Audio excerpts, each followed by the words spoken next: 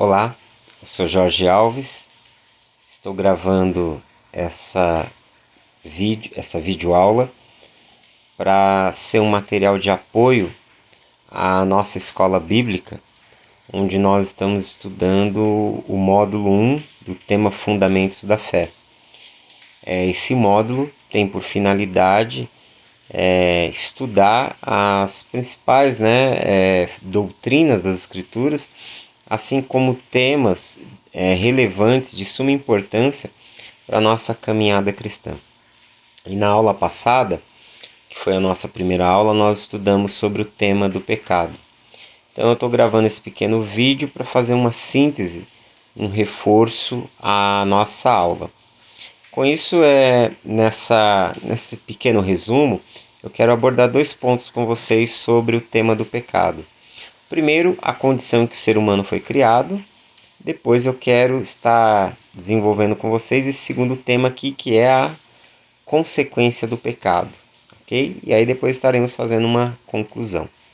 Bom, vale falar que, de início, a gente precisa entender que a raça humana, os seres humanos, por conta do pecado, e o que é o pecado? O pecado é exatamente essa separação, dá-se o nome de pecado a toda transgressão, a toda quebra de lei, a todo movimento contrário à vontade de Deus. Isso é caracterizado como pecado nas Escrituras, né? O termo é usado para, em hebraico, a ideia é fazer o mal, ou distanciar-se, ou pegar um caminho errado. No Novo Testamento, a palavra pecado carrega mais ou menos esse mesmo sentido. Então a gente precisa entender que os seres humanos, que a raça humana, ela vive por conta desse afastamento de Deus, por conta do pecado, um estado de desarmonia. Vive um estado de total desarmonia e profunda contradição com o mundo, né? Com a natureza, com o meio ambiente, com o seu próximo, consigo mesmo e com Deus. Com isso eu quero dizer que o pecado afetou a raça humana a tal ponto de gerar em nós uma espécie de caos na existência humana, porque nós entramos em conflito com Deus, nosso relacionamento com Deus, entramos em conflito com nós mesmos, entramos em conflito com o próximo e entramos em conflito com a natureza, com o meio ambiente. E esse não era o desejo de Deus, nem o ser humano foi criado para isso, né? Ao ser criado por Deus, o ser humano ele era a própria imagem do seu Criador. Vamos ver o texto aqui de Gênesis, capítulo 1, versículo 26 e 27, que diz assim: E disse Deus: Façamos o homem à nossa imagem, conforme a nossa semelhança, e domine sobre os peixes do mar, sobre as aves dos céus, sobre o gado, sobre toda a terra, e sobre todo réptil que se move sobre a terra. Verso 27. Criou Deus o homem à sua imagem, a imagem de Deus o criou, macho e fêmea os criou. Aqui nós percebemos, e eu fiz questão de grifar aqui 3 palavras no verso 26, a palavra imagem, a palavra semelhança e a palavra domínio. O ser humano ele foi criado segundo a imagem e a semelhança de Deus, né? E o que isso significa?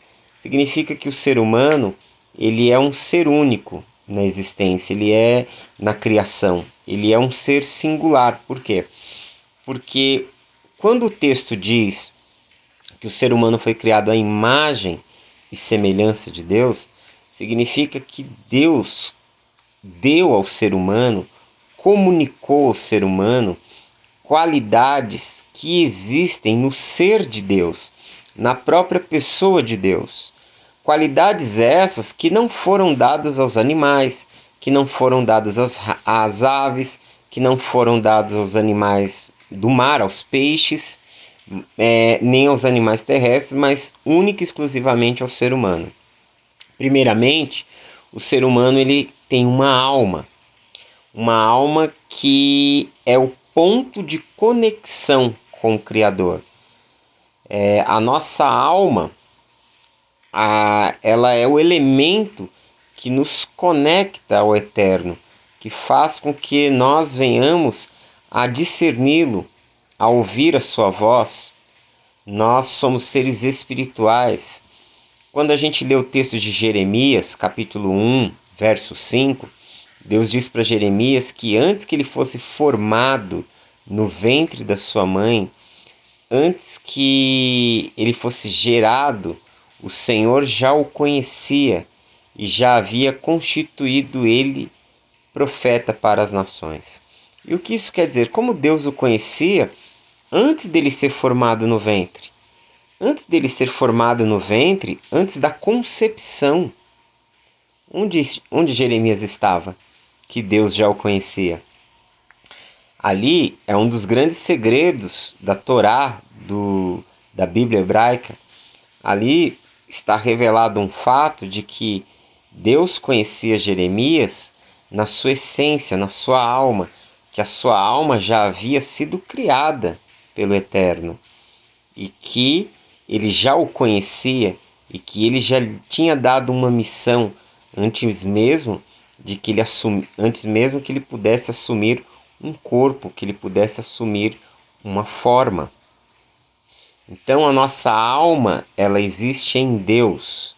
Então nós temos uma alma que foi nos dada por Deus e que é o elemento de comunicação com o Eterno. Mas também ele deu a nós capacidades que existem no ser dele: amor, inteligência, sabedoria, livre-arbítrio, a capacidade de tomar decisões, razão, bondade. Todos esses elementos existem em Deus e ele comunicou, ele compartilhou com os seres humanos, fazendo do ser humano um ser único no planeta e em toda a criação. E por isso ele deu aos seres humanos o domínio. Aqui a palavra domínio significa governo. Deus deu aos seres humanos a capacidade de governar o planeta, de administrar o planeta. Na verdade, aos seres humanos, a nós, nos foi dada a incumbência de sermos os zeladores do planeta Terra. E diante de tudo isso, você percebe que o ser humano ele foi criado para ter uma vida abençoada, para usufruir de toda a obra de Deus na criação. Eu quero ver aqui com vocês, rapidamente, alguns benefícios gerados, alguns benefícios decorrentes da criação do ser humano. Em Gênesis 2, de 9 a 14, nós temos esse seguinte texto: E o Senhor Deus fez brotar da terra toda árvore agradável à vista e boa para a comida, e árvore da vida no meio do jardim, e árvore da ciência do bem e do mal. E saía um rio do Éden para regar o jardim, e dali se dividia e se tornava em 4 braços. O nome do primeiro é Pison. Este é o que rodeia toda a terra de Havilá, onde há ouro. E o ouro dessa terra é bom. Ali há o bidélio e a pedra sardônica. E o nome do segundo rio é Gion. Este é o que rodeia toda a terra de Cuxi. E o nome do terceiro rio é Idequel. Este é o que vai para a banda do oriente da Síria. E o quarto rio é o Eufrates. Então, com isso você percebe que o ser humano ele estava cercado de 3 grandes provisões. A primeira, ele estava cercado por uma terra produtiva. Vejamos o verso 9 novamente. Diz assim: fez brotar da terra toda a árvore agradável à vista e boa para a comida. Ou seja, o ser humano ele estava cercado de uma terra que produzia abundantemente, de uma terra fértil.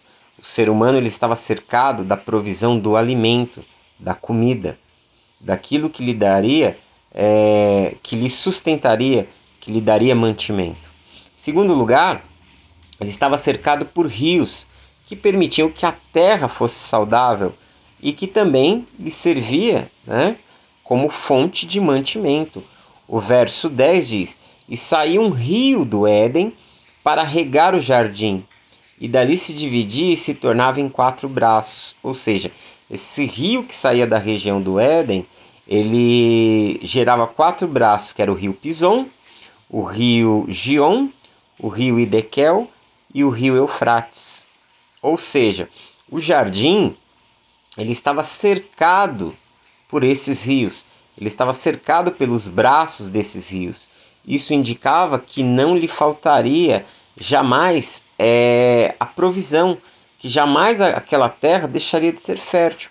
Por mais que um rio pudesse secar, acontecesse de secar, de dar algum problema, ele ainda estava sendo nutrido por outros 3 rios.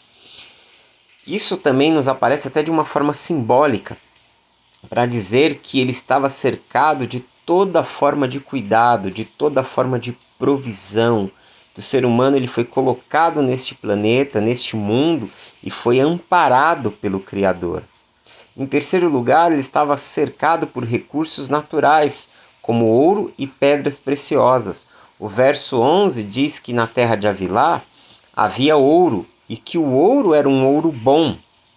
Ali também havia bidélio e pedra sardônica, que eram pedras consideradas naquela cultura e naquela época como pedras preciosas.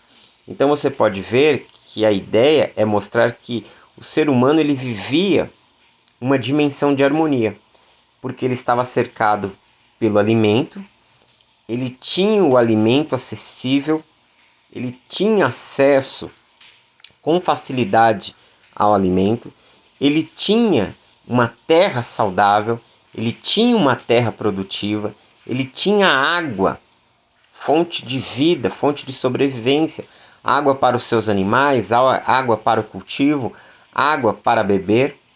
E ele tinha a moeda, ele tinha as riquezas da terra, o ouro e as pedras preciosas. Ou seja, ele estava cercado de todo cuidado, de toda provisão, de todo amparo possível. Então Deus lhe deu liberdade, autoridade, porém fixou um limite que deveria ser obedecido.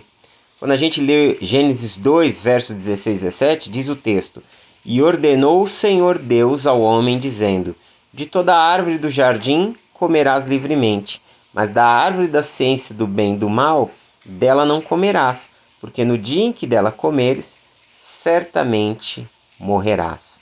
Por que Deus estabelece esse limite aos seres humanos? Por que Deus estabelece isso? Exatamente porque ao ser humano foi-lhe dado um privilégio enorme, autoridade.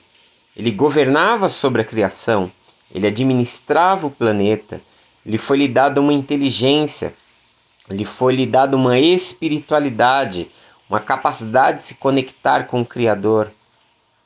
Foi-lhe dado riquezas, foi-lhe dado o alimento, foi-lhe dado toda a provisão necessária, para que o ser humano não se visse, não se enxergasse em pé de igualdade com o Criador e entendesse que por maiores recursos que ele tivesse, ele foi criado por Deus e ele estava neste mundo a serviço de Deus, e que a missão do ser humano era servir e adorar a Deus. Para que ele não se perdesse no seu propósito, Deus estabelece limites. O pai que ama estabelece limites para os seus filhos. Porém, o ser humano ele transgride esse limite. Quando você lê Gênesis 3, verso 6, o texto diz: E vendo a mulher que aquela árvore era boa para se comer, agradável aos olhos, árvore desejável para dar entendimento, tomou do seu fruto, comeu e deu também ao seu marido, e ele comeu com ela. E aí nós podemos fazer um paralelo, né? Eu grifei essas 3 frases: boa para se comer, agradável aos olhos, desejável para dar entendimento, como um paralelo das motivações existentes, né? As motivações que estão por trás desse ato de desobediência a Deus. No Novo Testamento tem um texto que faz uma conexão muito profunda, que é 1 João 2,16. 1 João 2,16 diz assim: Porque tudo o que há no mundo, a concupiscência da carne, a concupiscência dos olhos, soberba da vida, não é do Pai, mas do mundo. Esse texto aqui, ele é uma espécie de resposta. Nós podemos juntar esses 2 textos e nós vamos ter uma ideia clara do que estava acontecendo ali. O que é concupiscência, né?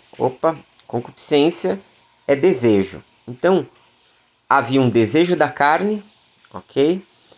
Quando eles olham e veem que a árvore era boa para se comer.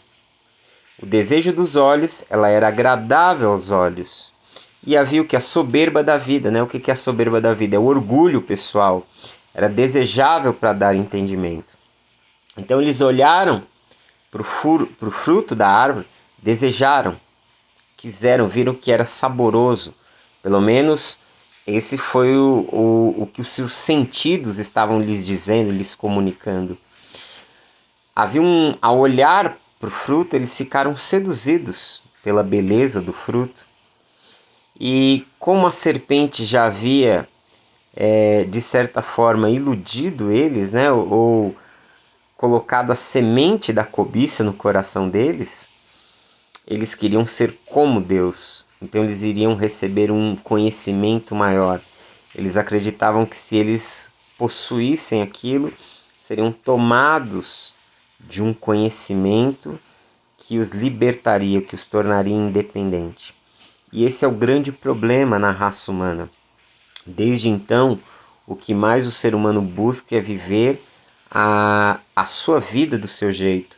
Busca a sua própria independência.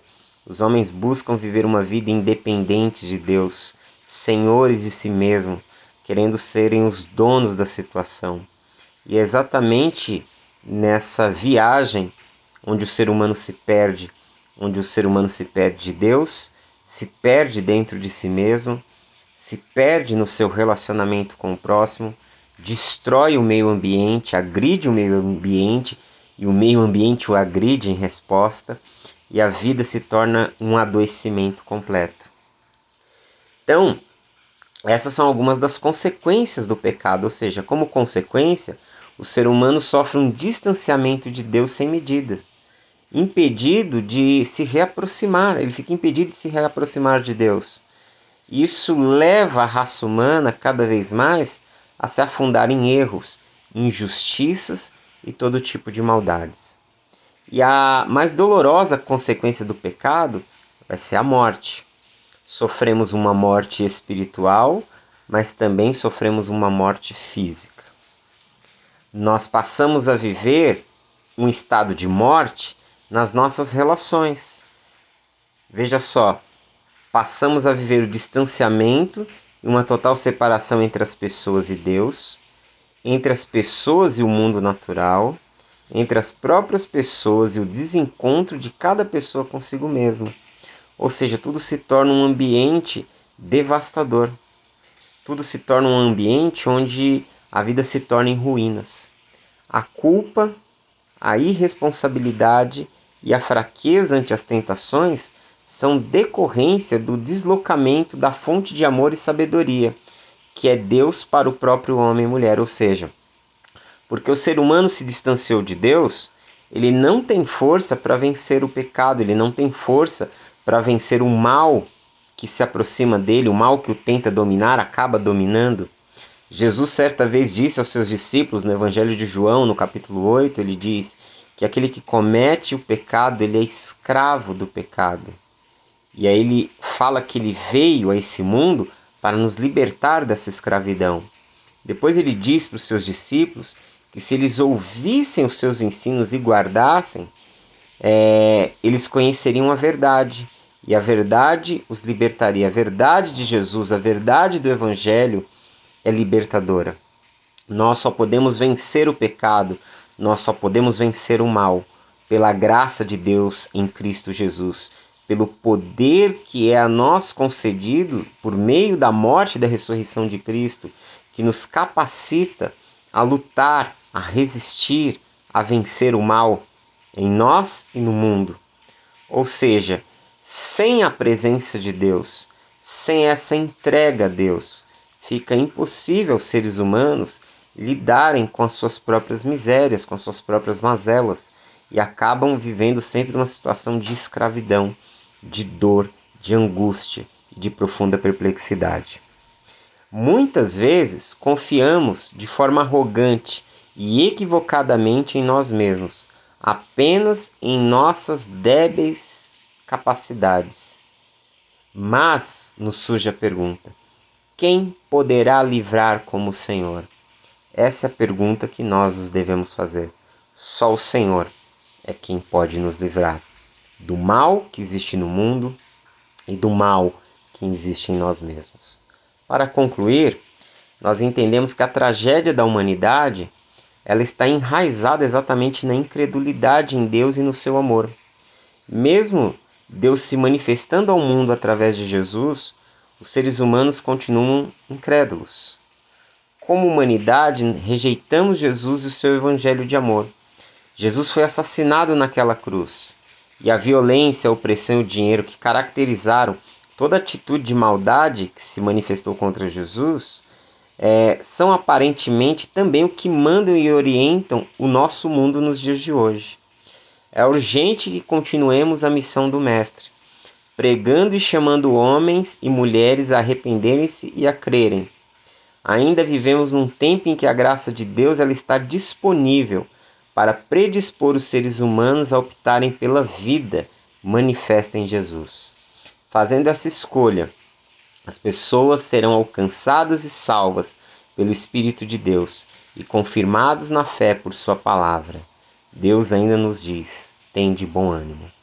Com isso nós entendemos a gravidade do pecado na existência humana, como o pecado usurpou, roubou de nós, nos tirou dessa comunhão, dessa unidade, dessa vida bendita que tínhamos em Deus e que éramos seus beneficiários, alvos das suas bênçãos, e nos colocou num estado de sofrimento, de dor, de maldição, de angústia.